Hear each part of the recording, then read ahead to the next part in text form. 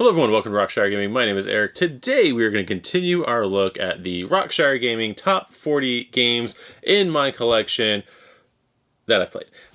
So today we're going to be going over the 11 through 20. We are now on the top half of the list, so I'm very excited about these games. These are going to be games that I have probably played a little bit more than the games that I've played that we talked about previously. Again, as I've said in the other video, this in no way negates or lessens my feeling on those other games. Again, when you're trying to rank 40 different games that you own, you know, inevitably that it's going to be, you know, some games are going to be on the bottom of the list, some games are going to be on the top of the list.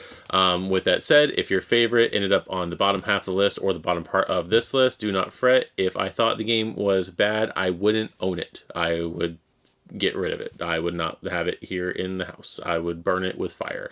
So just keep that in mind when we're going through this. This is just a fun little exercise of different things. One of the caveats, as I've talked about before, these are all games that I have played. Again, if you see a bunch of games that are up on the wall here and you thought, why did he not put that game on his list? Well, it's because of the fact that due to various obligations and whatnot, I haven't had time to play everything that I own. I'm sure you could relate as well to that. So without further ado, let's go ahead and get to number 20 on the list. So number 20 on the list is probably going to make some people mad just because of how high I placed it, especially spoilers. If you look at the other two videos, I talked about games like Catan, Carcassonne, Mind Your Business, Wonderland's War, Masters of the Universe, the board game, all those other things. And to think that a game this simple and this small kind of beats those out, it does. This is kind of one of my go-to filler games. It's completely based on chance as well as a little bit of press your luck, and that is going to be Zombie Dice. I have already lost half of you and I apologize. So Zombie Dice, it is a small little game by Steve Jackson Games. I'm not sure if this is first edition, 6th printing, so published June 2013. So I've had this game for nearly 10 years apparently, and it's a very simple game. And ironically, in this little tube right here, I don't know if you can see it in there, but is all the expansion content. I think it was 2 additional expansion packs that they had for it that included Santa dice and a big giant bus dice as well. But this game is simple. Get 13 brains first.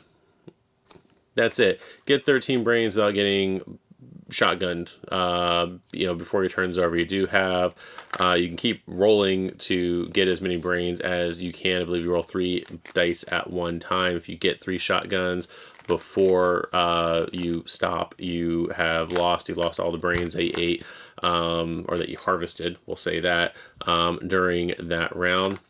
And the goal is to get 13 before anybody else does. If for some reason you do tie at 13, then whoever has more past 13 wins the game. I'm pretty sure it's 13. I have to look and make sure it is 13. But like I said, this is one of those games that if I need a filler game for a night, or if I need to you know, just have something we can play a few rounds of, you know, while people are together, if we don't want to get out a big giant game or anything like that, this is going to be one of my go-tos. It's why it is so high up on the list. Honorable mention would also go to Cthulhu Dice. It's also by Steve Jackson Games. I don't have it here within arm reach of me right now, but that's another one of those games where it's one die with a couple of counters. You can easily just, you know, bring it out while someone's either setting up another game, or if, you know, depending on the activity you're doing, if there's like a little bit of downtime or whatever, you know, stuff like that, you know, it doesn't take very long to play. And that, for me, and, you know, being a dad and whatnot, can be crucial sometimes for sanity. But number 20 is going to be Zombie Dice. I am sorry to anybody who does not agree with that one. Number 19 is going to be a game that I have had for quite a while in the collection, have a couple different versions of the game. I don't have all the different boards that are or were available for it, and I really wish I can get the pink tokens for it.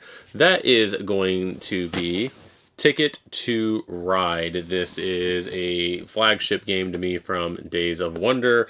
This is the train game. This is you building various trains across America or Europe or whatever other country or city that you particularly have.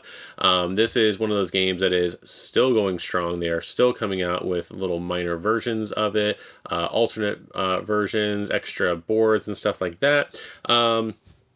But yeah, this is Ticket to Ride, readily available at most Targets and other retailers. I'm pretty sure I have my copy from before it went to mass retail like that. I don't know if the new one has the larger cards. Mine actually still has like the mini Euro cards, but I'm pretty sure my Ticket to Ride Europe has like larger standard American cards. I'm not sure how that goes, but anyway, we are talking for me about both Ticket to Ride and Ticket to Ride Europe in this one, because for me, mostly the Ticket to Ride Europe with the tunnels and whatnot basically enhance the gameplay more so for this one.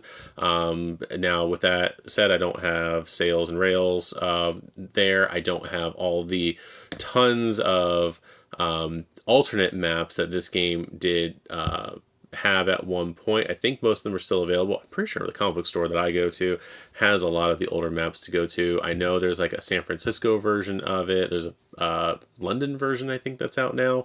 Like smaller box ones. We have somewhere, and I don't think we've been able to play it with them yet, but we do have one or two of the kid versions. There's a regular kid version of it, my first Ticket to Ride, as well as a Halloween edition of it. So like I said, this is a very enjoyable game. I have a mission to beat my dad in this game, because I'm pretty sure he is one of the only people that I have not beaten in this game. Somehow his analytical mind is greater than mine, and he is able to pull out enough more points than I am able to in this game. There's also another game, though, again, it is open. Just want to point out from the last video, this is open. This is not in shrink. We have gotten quite a bit of use out of this one, but this is another one of those games that I will play it on the iPad more than in the main box, for no other reason than it's just easier to get that out while we're playing, while we're watching something on the couch and whatnot, than it is to get out this big, massive board.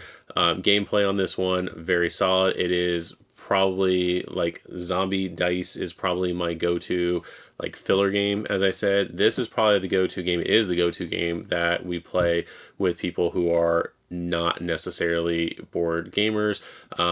There is enough for me interaction with the other players, not necessarily from like kind of from card draws and stuff like that, because you can definitely mess somebody up if they were looking for something else, but with your how you're building your trains when you're trying to go from one city to the other, you can be a jerk in this game and block out people, and yeah, it can either be really fun or you're going to pay for it. So anyway, number 19 on the list, Ticket to Ride. So in the number 18 spot, we do have another game from Brotherwise Games. This is a newer-ish game in the collection that I have played through. Today we're going to be talking about Overboss, but specifically for the purpose of this video, what puts it at number 18 is going to be Overboss Duel. This one actually surprised me. We like Overboss here at RockShire Gaming. My family, my wife and I, we play this game quite a few times. Jake also owns both versions of this game. We have gotten them both from the Kickstarter as well as directly from Brotherwise Games, paying for it ourselves to get the promo tiles for it. But, like I said, this one puts Overboss at a higher ranking for me, specifically because, like, Overboss would probably have gotten into, like, the mid-20s on this list if it wasn't for Overboss Duel. Overboss Duel, for me, throws in that player interaction that I could tell in the back of my brain that I was missing from regular Overboss. Overboss, like I said, is great. You are creating basically the overworld of a video game world, for lack of a better term. Whereas Boss Monster, you're creating the dungeon going into, like, that the heroes go into attack. In Overboss, you are creating the overworld aspect of it. Overboss Duel bumps that up a little bit to where tiles that you're placing and stuff that you're doing is directly interacting with the other players, whereas you don't have that as much in regular Overboss. In regular Overboss, you are building your world, your overland, whatever you want to call it, and doing so in a strategic way to earn enough points to win the game at the end and outscore your opponent in that one. This one, you can literally move the tiles. You're playing on one board. It is a two-player game, but you're literally moving tiles back and forth across the board, blocking some tiles. It has a much higher level of player interaction, which is the main reason why this one has jumped for me up onto a higher spot on the list. Like I said, without that, regular Overboss would have definitely been in the early to mid 20s for me. So, but yeah, that is going to be Overboss Duel from Brotherwise Games. I encourage you to pick this up. I think I've seen it at Barnes & Noble a few times, as well as your local comic shops. Make sure to pick it up. Number 17 is going to go slightly back in time a little bit. For me, quite a few years, but to everybody else, like a couple weeks. And that is going to be Takenoko as it rumbles around inside the box. This was just on Kickstarter. I think it was for like a larger version of the game that had larger miniatures, larger pieces all over the place, possibly larger cards. Everything was larger in the new edition that they put out on Kickstarter, but I did not pledge to that because I do still have my regular version and I didn't necessarily need a bigger version on there. So there is that. But Takenoko, this is a game where you have quite a few characters going around and doing stuff. You're primarily going to be building up a garden. You have a gardener character that you are moving around that is going to be planting and growing bamboo. You have a panda that is going around and trying to eat the bamboo. You have cards in front of you that once the panda eats a certain number of the different colored bamboo, you get points when you turn that card in. Once you've created a pattern with the 3 different color garden tiles on the board, you again earn more points. When you have the bamboo at certain heights and in certain configurations, you can turn those cards in and get more points. You are doing what you can to get the most points at the end of the game and win the Emperor's favor. You do have that player interaction, especially between moving the panda, moving the gardener, people making the bamboo grow when you don't necessarily want the bamboo to grow, eating the bamboo with the panda when you don't want them to eat the bamboo with the panda, putting the tiles in a configuration that you were kind of in your own little area of the garden and you were getting ready to put down a tile or get a tile that would score for you, but then somebody else puts down something that doesn't score for you whatsoever. Can be a little aggravating, but again, it gives you that player interaction aspect that, again, I'm not saying anything about the games that don't have that much player interaction, but most of the games that I do enjoy are going to have that aspect in it. So Takenoko definitely on the list for that, earning its spot in the top 20.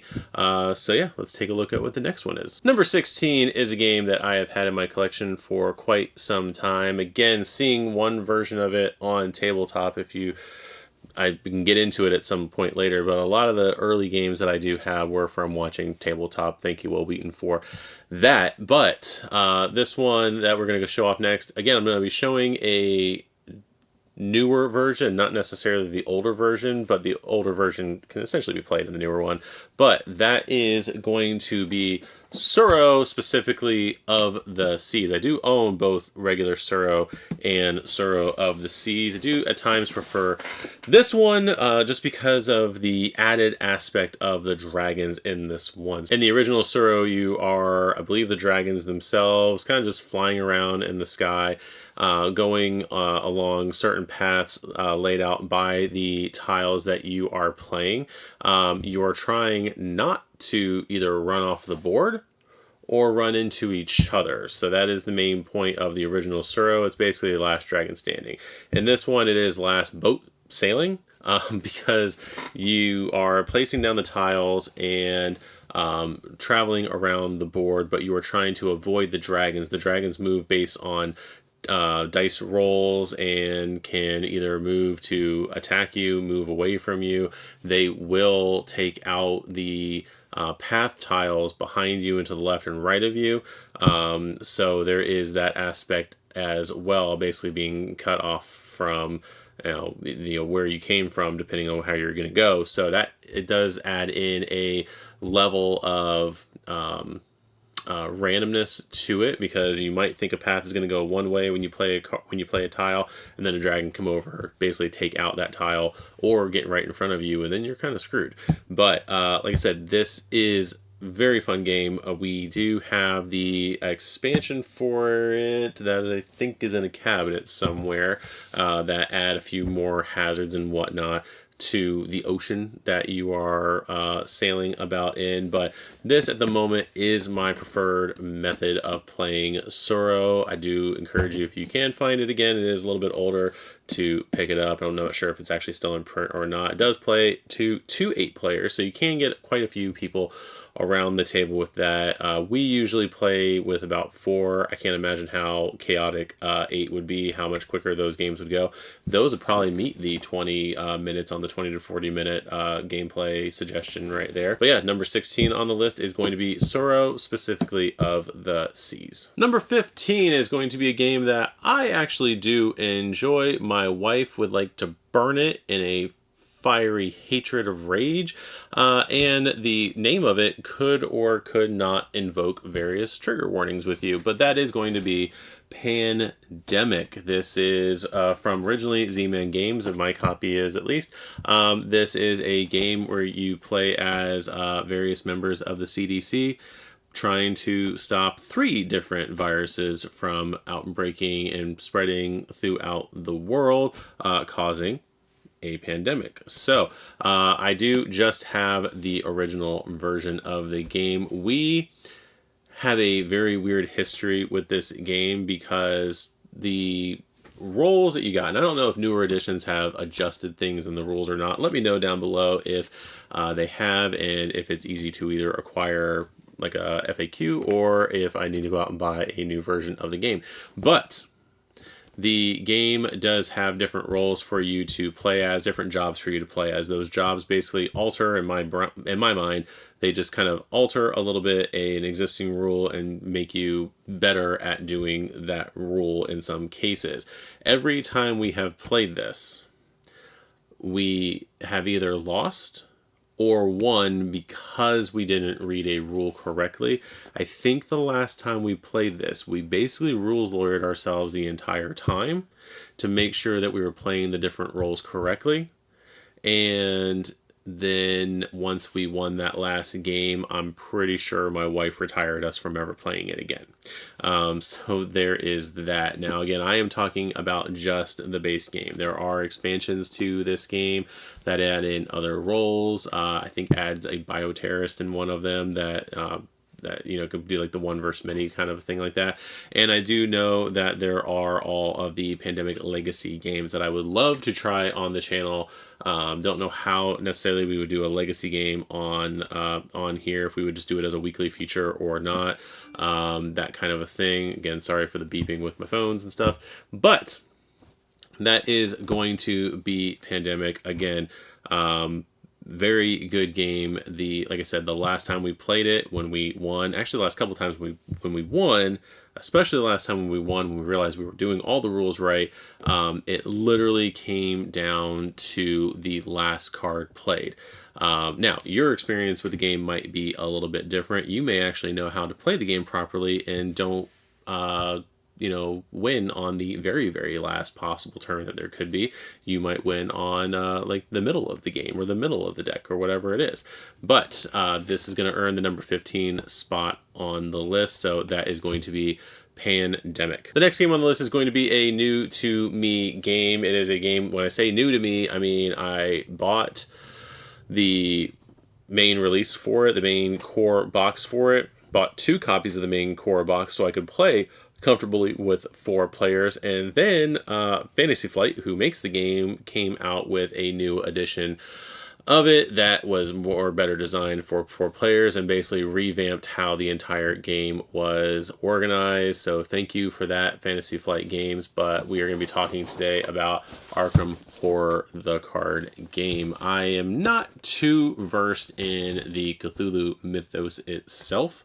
My main exposures to it are, of course, going to be through board games, because for some reason the board game community absolutely loves Cthulhu. As I am filming this right now, I'm pretty sure even Tiny Epic has a Cthulhu version that they are putting on Kickstarter at the moment. So there is that. But Arkham Horror, very good game. We have played through the main game. I do have, I believe, the Dunwich Legacy, all the cards through there that I have started. But Arkham Horror, I do like it. I like the versatility of, you have your deck for your investigator that you can create, and then that you do get other cards that you can use to enhance them, change them up, play them kind of how you want. I like that versatility in the game. I like the system of the game. It is a little bit more punishing than some other games that are similar that I have played through. But nonetheless, I do like it. I like the surprise of it. I like the mechanic of not necessarily drawing dice, but I like the token aspect, where you're going to do an attack or do a skill or do something, and you have to go for a token instead of rolling a die to find out if you are going to get a bonus to that, or more than likely going to get a penalty to what you are doing. So that is pretty cool to me. This is a game, though, very similar to a couple other games I've already talked about and will talk about, where the game is enhanced by going out and getting additional content for the game. So if this is something you are looking at, just know the main core game will have a few scenarios to play as, but you are going to want to get those investigator boxes and those campaign boxes to give you more things to do in the game, as well, or give you more campaigns to do in the game, as well as give you more tools to use in the game. That's what I should say better, because I was about to say the same thing twice. They have revamped how they have done this to make it easier to a point for that I can see for the consumer. So they have made it now to where you have one campaign box for a campaign, and then if you want new investigator cards, you can go out and get those new investigator cards related to the campaign. Before, it was you had a opening campaign box that had some investigator cards for the players, as well as had the couple new scenarios for that story, and then every month or so they would come out with smaller packs that continued the story along, but then B, had possibly some more options for your investigator. Now they basically changed that to where you're basically getting everything up front for that scenario that you can, but then you can also combine it with other cards that you have to basically load out your character any which way that you want. So again, very good game. I enjoy playing it. I have played it solo and I've played it with a couple other people. Again, just know that this is a game that you are going to have to get more cards to get the full benefit out of it. But that is our pick for this spot, is going to be Arkham or the card game. Next game on the list is going to be from CMON's Animation Collection. This is a game that I think we unboxed on the channel, never played it on the channel, have played it in real life, but I also think that if I did do the unboxing on the channel, I think I cliffhangered it because I never did the expansion content on the channel. So that's on me, I think. I'd have to go back and look. It was a year ago. I can't remember what all I've done the last year. I can't remember what I did last week. I can't remember what I did earlier this morning. But the next game on our list is going to be Looney Tunes Mayhem from CMON Games and Warner Brothers. I am holding it like this because if I tilt it any farther, all the cards will come out, because my main gripe with this was the insert. So there is that. And as you can see, I just tilted it and all those cards just fell down. Look at all that. So this is going to be Looney Tunes Mayhem. This is primarily a 2-player game, but you can play up to 4 players, each player playing as a different Looney Tunes character. This game, again, as I said about the other one, is a game that is enhanced by the expansion content, or the content that came, for this case, with the Kickstarter. They weren't too crazy with it on Kickstarter because they basically did it all as daily giveaways and not tied behind funding stretch goals and whatnot, which was appreciated. So you've got the 4 main characters in the main box, which was Bugs, Daffy, Tasmanian Devil, and Elmer Fudd. Other characters, I think like 9 or so characters, were in the daily giveaway box, and then there was one other box that I think had Roadrunner, Coyote, Sylvester, and Tweety, I think is who it was, that you could get as an add-on. So not a whole ton of content to go out. This is one of those, again, smaller box games that has a lot of can have a lot of depth to it depending on how you play. You do have your Mayhem board. All the different characters have their own different abilities, so it's trying to figure out which characters synergize with your team. You are either playing as 2 characters, or you are a team of 2 people playing as 1 character each. There's always going to be 4 players or 4 characters on the board, and you're basically trying to earn the most victory points by fulfilling different things either on the board and whatnot like that. So this is, like I said, a very fun game. It can get a little wacky and whatnot. I do like the theme of the Looney Tunes aspect. This is one of those games that we primarily got it so that we can introduce it to the kids. There is a Teen Titans version of the game that mechanically plays very similar. The main reason why I got this, I ordered this way before we started the channel, and I think I got it in right around when we started the channel. We put the first unboxing of it out. Main reason for that one was cost. This Kickstarter had 3, technically 4 games that it was putting all in at one time. The other one being Wacky Races up there on the board. The other one going to be Scooby-Doo, but it had a Teen Titans Go Mayhem version, and I kind of looked at them both. They're very similar games. I went with the Looney Tunes. Though I don't hate the show, I'm about to lose a bunch of people, aren't I? Though I don't hate the show, I'm not the biggest fan of Teen Titans Go, and I didn't want to spend too much money on that particular Kickstarter, so I didn't get the Teen Titans Go stuff. I have since regretted that decision because I have seen it in stores, at least the core box in stores, and kind of wish I would have grabbed it. But there is that, can't live with regrets. So there's that one right there. So Looney Tunes Mayhem is going to take up this spot on the box. I do wish, again, though, that they would have done something with that. Yes, I know I could probably put the cards behind the insert, but then I got to take the insert out every time I go to play. And there's technically a place in the insert for the cards. I just wish they would have put like a little plastic piece over top of that part. But I'm going to stop griping about it. That is going to be number 13 on the list, Looney Tunes Mayhem. Number 12 on the list is going to be the other game I got from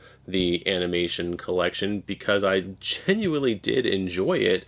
That is going to be Scooby-Doo the board game. So this is going to be a cooperative game, whereas Looney Tunes is a versus game. This is going to be a cooperative game where you have kind of like a generic map, basic Scooby-Doo town where it just looks all run down and ragged, and there is some treacherous adult dressed up as a ghost trying to make sure no one has fun. So that is going to be that. I do have the deluxe edition of the game, which all the figures inside are painted. I have seen the regular version of the game, All the characters in that one are color coded. So kind of just be on the lookout for that. But all the characters in the regular retail release are color coded. I think all the monsters are just like a generic like grayish color, but you're only playing one of them at a time, with one caveat to that.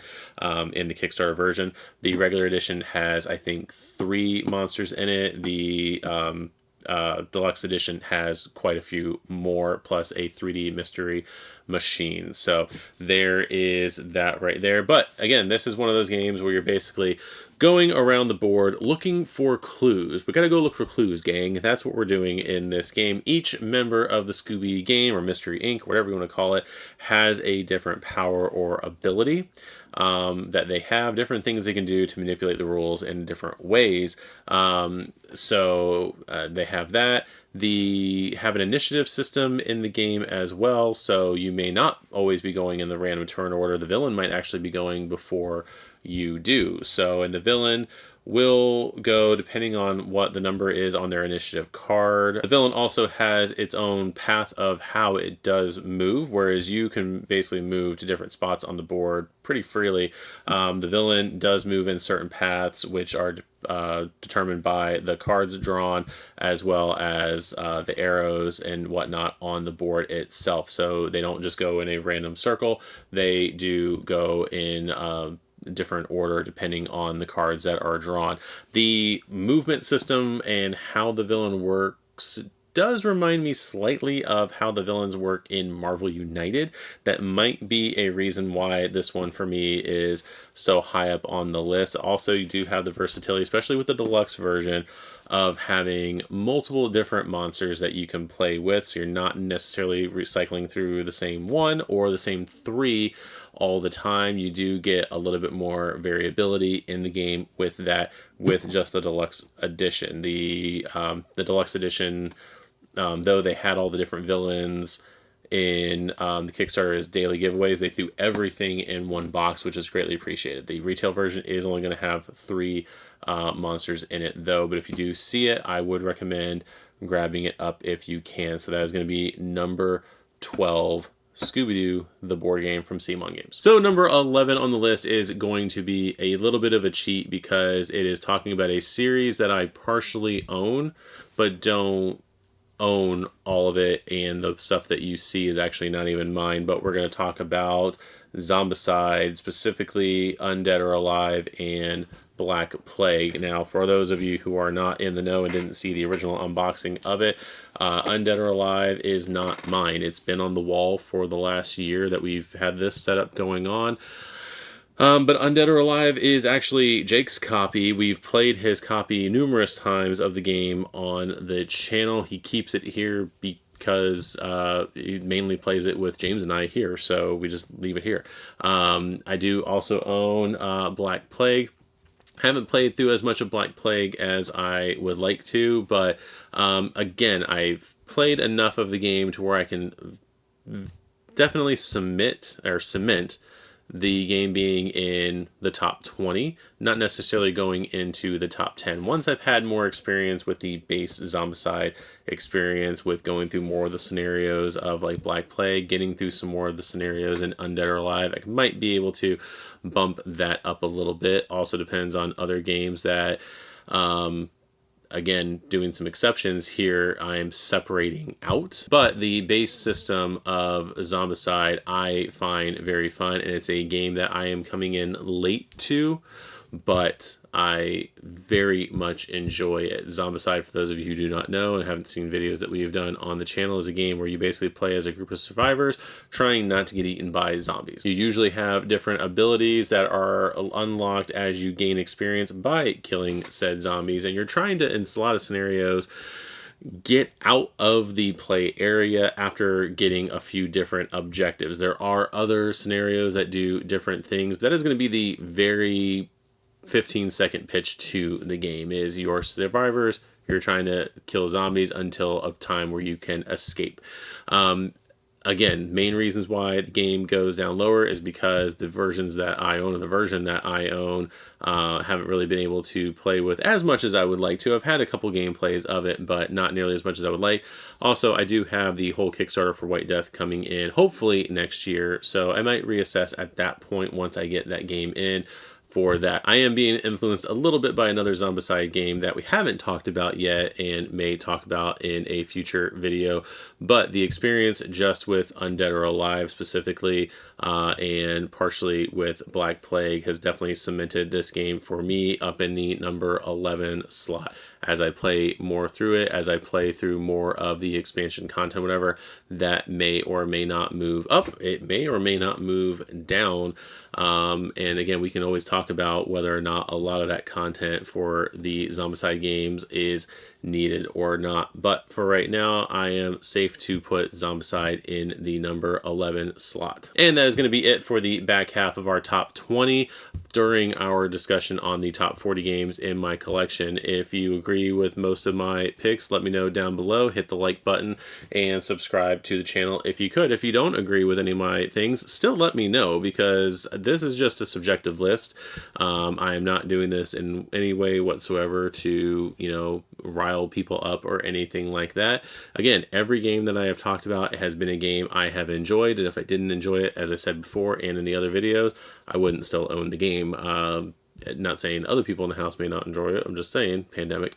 But but I'd like to thank you guys for tuning into this one. Let me know what games you have in your 11 to 20 portion of your list, or let me know your entire list or not. Or if you have your list online, link to me where it is so I can kind of go see it and see, compare it to other people's stuff there. So be on the lookout for the 1 to 10 list, or the 10 to 1 list, coming out soon, definitely before the end of the year, as well as some other year-end / anniversary stuff that we will be doing here on the channel. So with that said, this has been RockShire Gaming. I've been Eric, and we'll see you guys in the next video. Bye-bye.